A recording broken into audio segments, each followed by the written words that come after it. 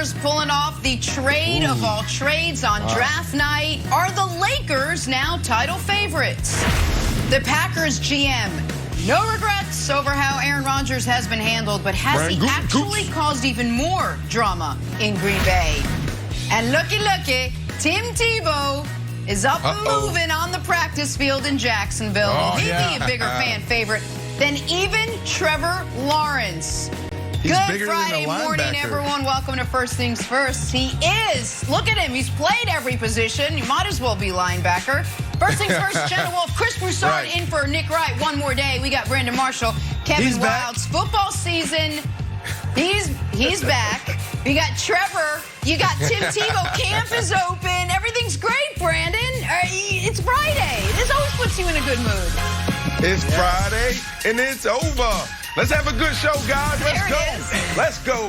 Let us have a fantastic show, and why not start with a big story in the NBA? Because of all the fireworks that went off surrounding the NBA draft, one was the biggest by far. The Lakers, with the blockbuster move of the night, reportedly acquiring Russell Westbrook from the Wizards. In return, Washington gets Kyle Kuzma, Montrezl Harrell, and the 22nd overall pick. Russ and Oscar Robinson, by the way, the only two players to average a 20-point triple-double in a season, if you're wondering what Russ brings to the table out there for the Lakers. Russ has done it 4 times, by the way. LeBron took to Instagram immediately, posting this pic of the new big three, the Brow, Brody, and the King. There it is. Broussard, what do you think? You like the Lakers trading for Russ? Let me start by saying this. The Staples Center will be rocking on opening night. Rocking. The talent at the top of the Lakers roster is incredible. And Russell Westbrook will take a physical toll off of LeBron and AD. Right? So they won't have to carry as much of the physical burden. And LeBron James, one of the smartest players we've ever seen, and maybe he can figure this out. So you got to give them a puncher's chance. All that said, though, no, I don't like this trade for Russell Westbrook. This is a chemistry experiment that makes the Brooklyn Nets look like a match made in heaven. It looks like they're the perfect Lego kit in Brooklyn compared to what they're going to have to do in L.A. Let me count the ways. Number one, Russ likes to play fast. LeBron likes to play slow and deliberate. And that even is in the half court for Russ wanting to play fast. Number two, both LeBron and Russ are ball dominant. And LeBron really only likes to hand over those playmaking duties or ball handling duties to someone he's confident in to make smart decisions. And Russ has never been accused of the guy that makes the best decisions with the basketball. Number three, their big three can't really shoot. Anthony Davis is 31% for his career, 30% for his career from three, shot 26% from three last year. Russell Westbrook is 30% from three for his career, 31% last year. LeBron is at 34%. He's the Steph Curry of the group, and he's a 34% three-point shooter.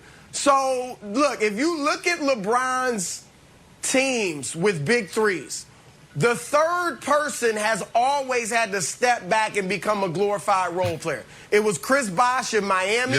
It was Kevin Love in Cleveland. The first two can eat, LeBron and Kyrie, LeBron and D-Wade. The third one steps back. Who's stepping back? It can't be Anthony Davis because they need him to play like an MVP candidate for them to have a chance to win the championship. It can't be Russell Westbrook. It cannot be Russell Westbrook because if Russ isn't Russ, what's the point of having him? You can't make Russ just, hey, calm down, play slow, relax, don't. He needs to be Russ. It's like Allen Iverson in Detroit or Memphis. If you're not going to let it be Allen Iverson, what's the point of having him? And LeBron is the one that sounds crazy, but he's the one that's built to step back. So here's the way I think the Lakers need to play. LeBron is the point guard, period. He's the full-time point guard. He needs to look at himself as the third scoring option. He obviously won't be the third best player, but the third scoring option. His role should be to make sure that AD and Russ eat. Feed them, get everybody going. LeBron will get his 20-plus points just by being out there. That's how good he is.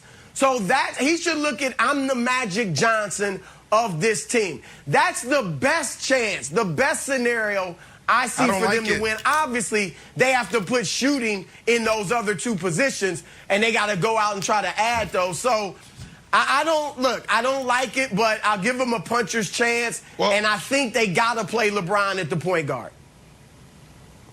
Well, you're talking about an experiment, and we try to compare this to the Nets last year, but I don't like what you just said as far as LeBron James being a point guard, because now we're going back to Houston when you got Russell Westbrook and James Harden together. James Harden, he needed the ball. Russell Westbrook needed the ball. So now we transition out of Houston. Now we get to Washington. And what do we see? What do we see in D.C.? We see Russell Westbrook go back to his old style, and he averaged a triple-double. This dude only knows one way. Now, we all love it. Some people... We love his approach. Now, not everybody loves his game. Everybody knows this dude's going to give max effort every single night. Right. But to get a triple-double, to get the best out of him, he needs to have the ball in his hands. So how are you now, Chris, going to say, all right, LeBron James, you be the point guard? What seems to me, yes, LeBron James is the guy that's going to make the concessions. LeBron James is the one that's going to sacrifice, similar to what James Harden did. But he needs to now go to the two. Now, we saw LeBron James last year rely on this shot. But Westbrook got to be the point. Westbrook got to be the one that brings the ball up. Because, Chris, it's not A.D. Wilds, okay? A.D., this is a dude that should be in his prime right now. I don't know what happened last year, but A.D. got to be a guy that you can lean on, that could be that leader when you talk about on the offensive end. And even on the defensive side, the output over there. Westbrook, he only knows one way. But I want to transition really quickly to this side of the conversation, Wilds. All of this for three guys that only played 8 games, that flamed out of the playoffs, that have a bum ankle, a leaky hammy, and Twitter fingers, the Nets. Like, you guys are doing all this to go stop the Nets. This is a team that everybody wanted to talk bad on. This is a team that imploded in the playoffs. Like, why y'all doing all this for the Nets? That's my question, Wilds. Yeah, I know, Brandon, and the Nets had a great season. We had a great time, you and me, holding hands in Brooklyn as the parade went down Broadway. It was just awesome. That was great memories we had. So you're right, it's just all about the Nets, buddy. That was great times. We're probably running back next year.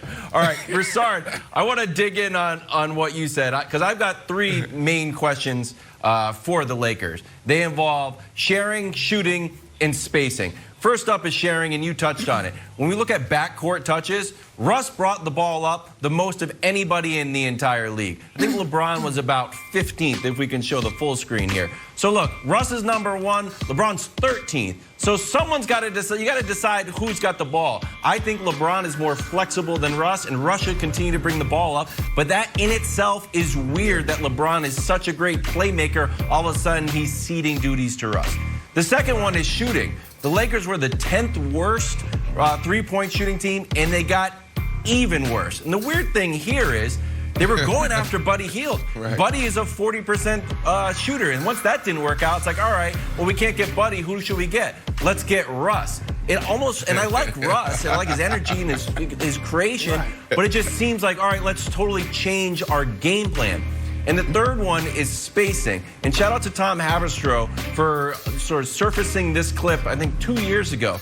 This is when the Lakers played the Rockets. They're leaving Russ wide open. They're like, all right, Russ can't shoot. Let's just double Harden, make him give the ball up, and let Russ shoot up bricks. That's literally their plan. So they know how to defend teams that have Russ out there. Now they are that team. So now that Harden is going to be LeBron. The Lakers are going to have their own defensive plan against Russ used against him. So when LeBron's got the ball, they're going to collapse on LeBron, or they're going to collapse on AD and let Russ shoot you out. Now, maybe Russ just drives to the basket where he's pretty effective, but he hasn't been able to do that a ton of times in Washington. So look, I like LeBron, I like his decision making, I like Russ, and I like sort of like the idea of them together. But how it actually works, Broussard, I think there's more questions than answers here. Oh, there's no doubt about it. I haven't talked to a basketball person yet since this happened that thinks, oh, this is going to be great. They give it a puncher's chance because there's so much talent. But look, Brandon, let's talk about Russ or LeBron on the ball. Now, Russ, to me, Russ will be on the ball when LeBron is out. Right. And that'll be a big benefit. LeBron may not have to play as many minutes. We know the Lakers fall off when LeBron's on the bench. So that can be Russ.